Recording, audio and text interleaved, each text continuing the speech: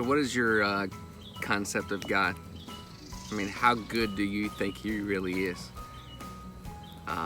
Sometimes I think we try to display that and look who the best or the goodest, if that was a word, man there would be, and then we try to compare him to that, a Mr. Rogers' Neighborhood type guy or something of that nature, and say maybe he was like that, maybe he is like that.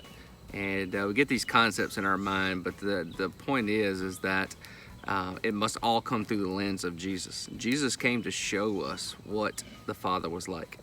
And in John chapter 8, there's a story that talks about Jesus sitting there, and he is talking in the temple courts, at the outer courts, and here come the religious leaders bringing this woman caught in adultery.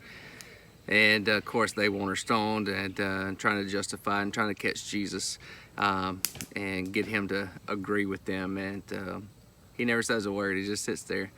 In fact, he bends over and starts to write in the dirt. And they continue to press on. And so Jesus says, hey, how about this?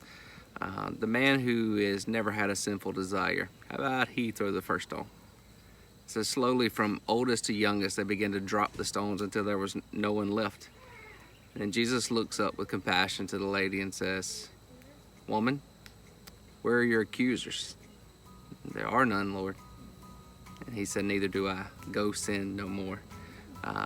It wasn't that he was telling her, hey, I'm going to be watching your sin, but that last line there is a freedom that came from no condemnation, that came from grace, and it came from mercy, and it freed her to be able to live a life that she was meant to live from the very beginning in the garden, calling her back to what she was meant to be from the beginning, and no longer living in bondage, but now she's going to live a life free in love with her Father.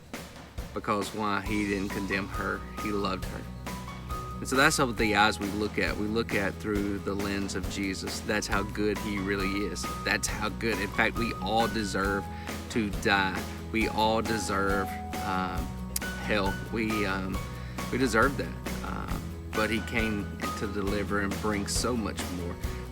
He took us back to our original state, to be in love with him and to be one with him. That's how much he loves us, and that's how good he really is.